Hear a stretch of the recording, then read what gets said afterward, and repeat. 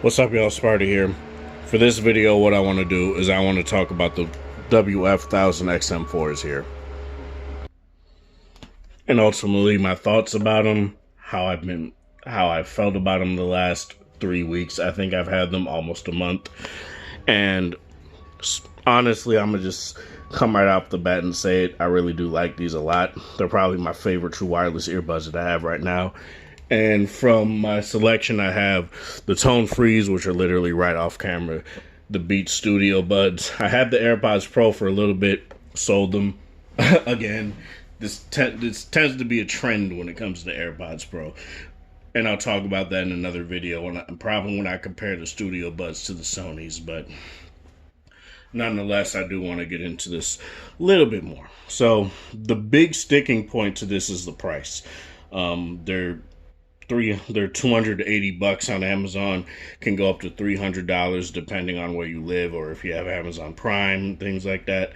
And it is indeed a hefty price tag. I'm not going to sit here and act like it is act like it isn't. So yeah, that's something that I do indeed want to bring up. But I feel like depending on what you care for, what you want, that price will definitely be justified by how these sound, how the noise cancellation goes, the overall fit and finish, the quality of everything that goes on with this earbud, and much, much more. So let's talk about them. The case looks like a miniaturized version of the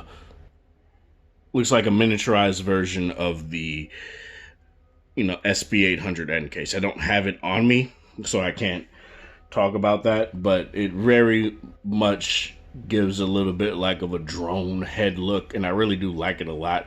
These come in either black or white. I will say, these past 3 weeks, the case being in my pocket, I've had no sort of scuffs on the case whatsoever. Everything looks very nice. They still basically look brand new, aside from maybe some little points of moisture that you may see from obviously me touching them, but overall they just look very nice. Wireless charging on the case as well, so that's very nice. Despite the fact this is a way smaller case than what you saw with the XM3s, you get pretty much the same battery life. Really no issues there, and the earbuds get a dramatically more amount of battery life compared to the XM3s, and compared to a lot of other earbuds that are considered to be the best of the best, say like the AirPods Pro and stuff like that. And I'll get into that when I talk about battery life and usability and things like that. But let's talk about the design. Like I said, I really do like the feel of this case, even though it's most cases that are on that house your true wireless earbuds are plastic. It just depends on the kind of plastic they use. AirPods Pro use glossy plastic. These are more akin to the Tone Frees right here, which has a more rubberized feel. Not as rubberized as and grippy as the FN7s here, but it's pretty much a similar look. Same with the Galaxy Buds Pro. They have a similar feel to that too, but I feel like these definitely feel better. The case is quite durable, despite what you may think or when you look at it. I've had this I literally keep this case in my pocket while I'm working. If you don't know what I do for work, I work at Target, overnight shift. I'm literally the person that just unloads the trucks. And there are times when my pocket may hit the line, which is a metal line, which will hit the earbud case or whatever is in that pocket, which tends to be the left pocket. And that has tended to do things like what happened on the bottom of my Event 7 case, where it's a little bit dinged up right here. Same with the Galaxy Buds Pro case.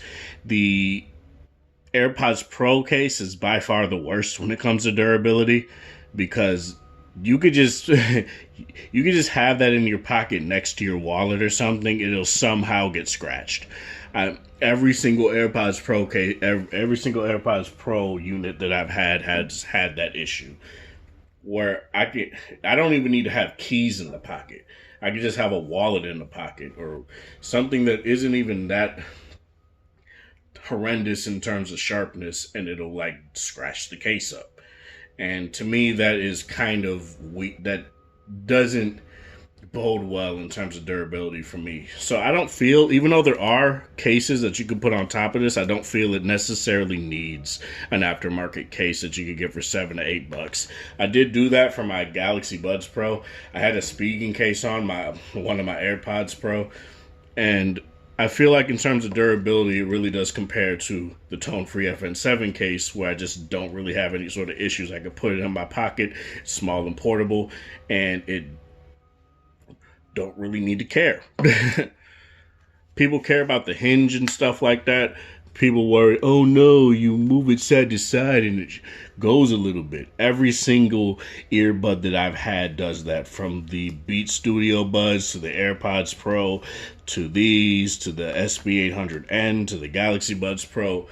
They all do that. So I don't necessarily think that's a point of contention to go off of when it comes to the durability of a case.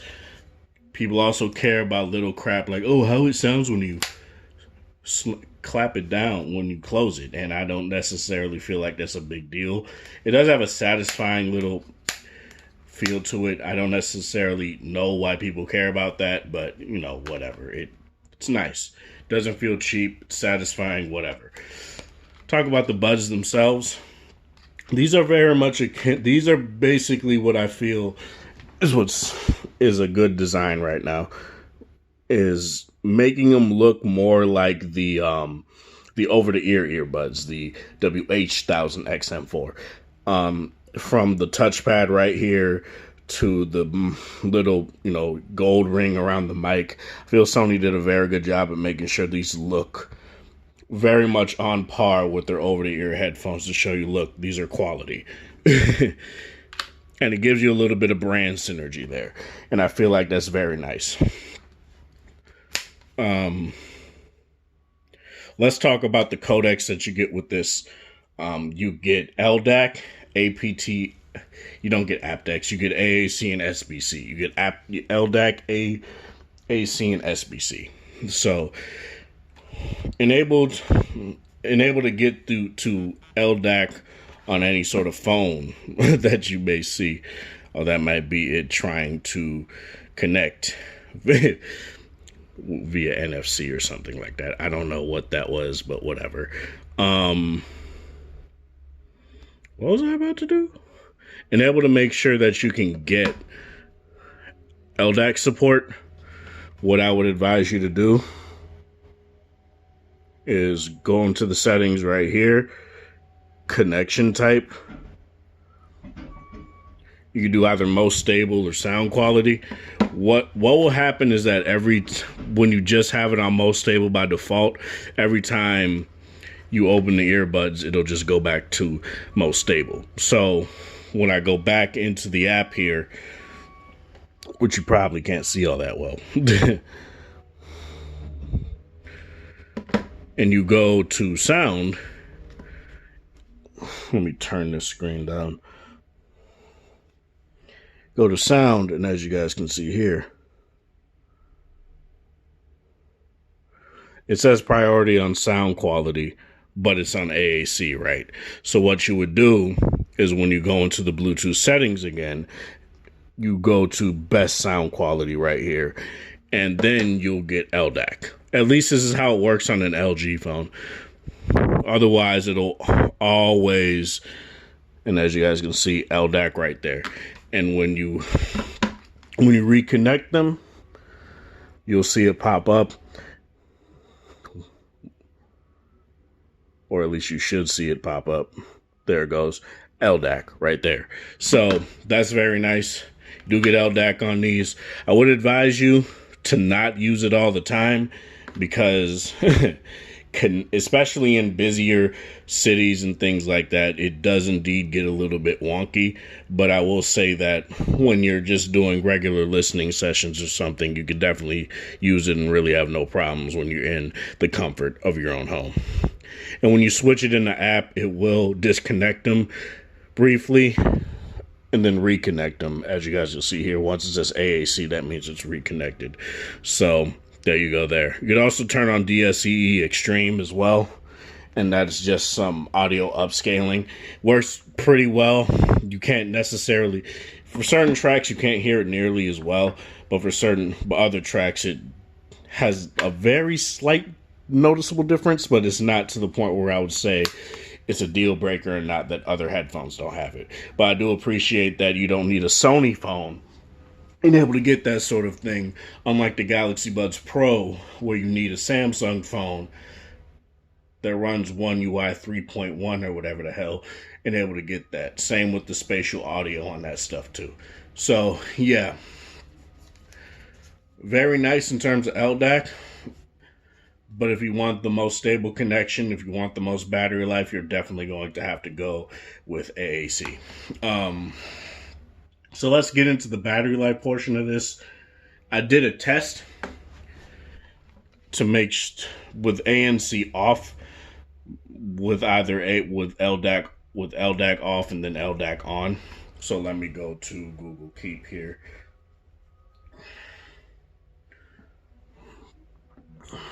Of course, as you see, AAC, sorry, you see the laser autofocus right there, but AAC at 50% volume with noise canceling off, 15 hours and 33 minutes. And when I fully charged them back up from 0%, I had 43% of battery left on the case itself, so that's very nice. LDAC at 50% volume with noise canceling off, 8 hours and 57 minutes. And when I fully charged them again, it got up to 58%. So that's very nice. The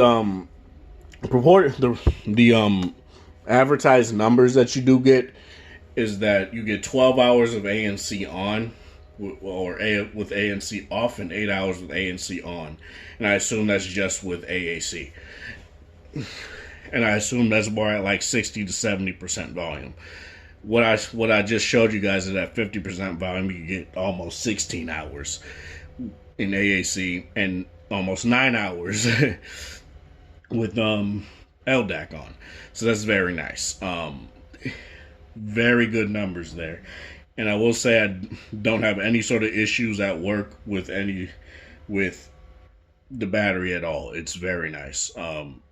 5 minutes of charging will give you an hour's worth of usage when you put them back in the case. So even say if you do run through one of the earbuds at work or whatever, do a full day, you can get them right back up there, and still within like 30 to 40 minutes or even an hour, and not have any sort of issues with the battery life there. Battery life is phenomenal on these. This is what makes them my daily driver for pretty much everything, and that's just very nice. Let's talk about the sound quality. Sony is kind of weird because Sony is kind of known, from what I've seen and from what I've like noticed over the years, for like their products having like a warm tone to them, right? So when it comes to their cameras, people don't really like their color science because they tend to lean towards a more warm color tone. With these have a more warm sound signature, you know. They do accentuate voices very well. Clarity is very nice. Bass is really clean, tight, but punchy as well. It's no sort of flat sound signature whatsoever. You can hear minute details within the music very well. Don't really have any sort of issues with that. And the best part is that if you don't like their sound signature, you know what you can do. You can go into the app and you can, sorry, I have 15 goddamn phones. I'm trying to remember which folder it's in. But you can go into the app, and as you guys can see, you have, I think it's 12 different EQ settings here. And you also have what's technically 3 custom modes. I don't know why they would just call this one manual. Just give 3 custom settings. That would make more sense because manual is basically an extra custom setting. And yeah, it's very nice. One thing that I would say is definitely a flaw and something that a lot of people might not like is that there are no dedicated volume controls on these out the gate. You have to go into the app and either sacrifice play pause or sacrifice noise canceling. And that does suck. I will say that. It is just it. I do kind of feel like Sony should make it so that you could just have all the controls on the earbud themselves and not have to worry about sacrificing one or the other. By default, out of the box, noise canceling is on the left earbud, and the play pause is on the right. I switched them around solely because on my left earbud I do tend to use that more, so play pause is more valuable there for me.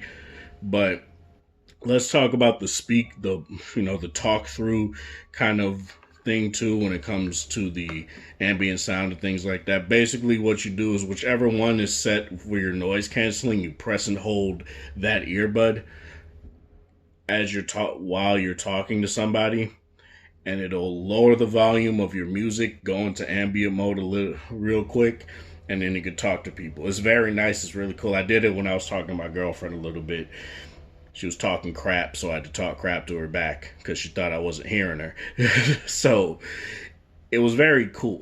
It's a very cool feature. I like it a lot. It's something that came over from the XM4 from the over-the-ear headphones. So that's something that's really nice to have on earbuds as well. Let's talk about the noise cancellation and the ambient mode here as well, since I'm already basically into this. The noise canceling is insane. Like it's crazy, dude. Like, I'll give you a quick tier list of what I think are my noise canceling earbuds of choice now, because it's really insane to me. So I had to get the Beats buds here as well. So I have an Airpods Pro box there, but no Airpods Pro. So in terms of raw noise canceling, and since I don't have the Galaxy Buds Pro, I'll just put them in the list too. It's Sony. It's a tie between the AirPods Pro and the Tone Freeze. They're pretty much the same. If it's either one is slightly better than the other, but from how many times I've A/B'd them, they're pretty much the same. The Beats Studio Buds right after those two. So tied are the AirPods Pro and the FN7s. Beats Studio Buds right after that. Fourth, I would definitely say, is the Galaxy Buds Pro. Galaxy Buds Pro just doesn't have amazing ANC. It gets the job done, but it's very bad at canceling out voices and larger rumbling tones. It's not that great at it. So yeah, the Galaxy Buds Pro is fourth in that regard. In terms of ambient mode, it's very difficult to say this because I do feel like it's the XM4s, the AirPods Pro are pretty much tied there. Like, it ultimately depends on fit, whether or not the XM4s sound bassy, but the moment you get a better fit in there, they sound natural, they sound clear. The Tone Freeze are right after those two. Very good ambient mode, especially compared to the FN4s, which sounded way too digitized, quite frankly. But the FN7s really didn't improve that. Depending on the fit as well, it can sound a little bit bassy, slightly less natural than both the XM4s and the AirPods Pro, but definitely a contender for good ambient mode as well. Third would definitely be the Beats Studio Buds. I'm I really don't have any sort of issue with the Beats Studio Buds in terms of its ambient mode. I think it does a very good job, especially for its price point of $150. I feel it does an ample job at giving you quite good ambient mode and ANC. Um, then fourth is the Galaxy Buds Pro. The Galaxy Buds Pro has what I would call, I don't want to swear here, but dog shit ambient mode. It just does. It's very digitized. It doesn't sound that great. S's become very sharp when it comes to the ambient mode there. I know you can lower the volume of it and it gets a little bit better, but it's not to the point where I would say it definitely would come closer when you lower the volume on it. It would definitely come closer to the Beat Studio Buds. But in terms of, say, the the ambient mode compared to the other three, nah, son, nah. That's something Samsung definitely needs to work on. So overall, though, when I would say what I would say when it comes to value, that's hard because obviously these are the most expensive of the entire all five of them. The Galaxy Buds Pro, when I got them, I think were $250, so they were pretty much on par with the AirPods Pro. Funnily enough, um, these when they came out, I think were 150 to 180. I always forget. Let me check real quick. Okay, so I just checked and they were 160. So, and these are 150. So a $10 difference. It ultimately depends on what kind of buds you prefer. So if you prefer the more just go into your ear kind of earbud, these are definitely the ones to go for. If you prefer the stem style earbud and overall better ANC than say the Beat Studio Buds, I would definitely go for the FN7s. I really do like these a lot. And not because they're LG, but because they are very good. Especially the sound quality, man. But we'll get into that. We'll get into that in a minute. This wasn't supposed to be a comparison, but I just wanted to give you guys a quick chart. And I probably will just put that in the comment section below as well. Sound quality, these are very malleable earbuds. They're highly customizable. And thanks to Sony's app, that's just great. Sony has one of the best apps out there. I would definitely say from the ones I've tested, it's Sony, LG,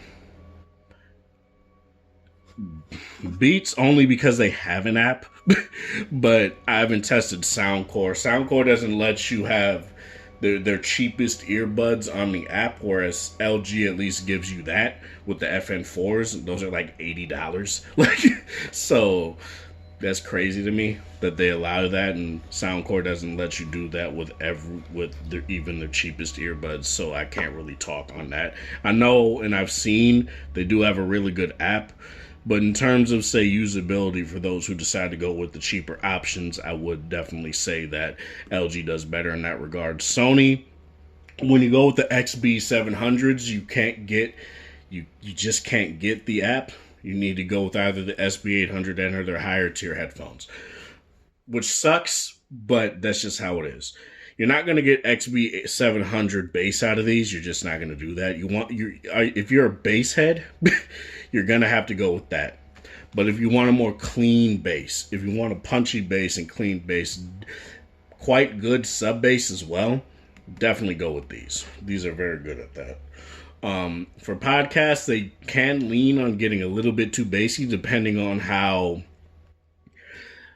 the sound mixing of the podcast is. For certain podcasts, it sounds nice and clear. For other podcasts that I listen to, certain voices sound a little bit too bassy, but it's not every podcast. I will say the Tone Frees do a better job at that, but overall, it's just not a deal breaker. I could get over it. So. I did not mean to make this long. Where does that leave me when it comes to Jesus Christ, the 1,000 XM4s? 1,000 names I literally said in this video. So where does that leave me? I really do love these earbuds. They're gonna be my earbuds to beat. They're definitely the gold standard. I did say quite a bit ago that I feel like the AirPods are definitely a baseline. They're definitely a baseline when it comes to what to surpass when it comes to active noise cancellation, ambient mode. The mics still need to be bested pretty much on the AirPods Pro. I do feel like the mics on here are decent. They're quite good. My girlfriend heard me the one time I did call her on the phone with them. For gaming, these are decent as well. Very minimal lag. It's playing Modern Combat Versus and really had no problem with that. Didn't really do anything in terms of making me lose a match or anything like that, so that was totally fine. But yeah, very nice. They're definitely going to be my earbuds of the year. And then, yeah, that's pretty much it when it comes to this. Let me know in the comment section below what you feel about this. I know a lot of people, I know these are kind of, certain features aren't here, like multi-point connections and things like that. I personally don't care because I don't use that. And it always on every single device that I feel has it, it tends to be finicky. Like when it comes to, say, the AirPods Pro, it was finicky. When I had an iPhone and an iPad, it wouldn't work sometimes. When it comes to say the Beats Studio Buds, and I can connect, and they just connect to my Google account, and any phone that's connected to my Google account can compare to them, it doesn't work all the time. So there are things like that that I feel are nice, but I just don't personally care about it. For me personally, if you care about it, that's cool. And if that's a deal breaker for you, I honestly would say it shouldn't be, because these deliver in basically every other category. But it all depends on you. Have a good one, you guys.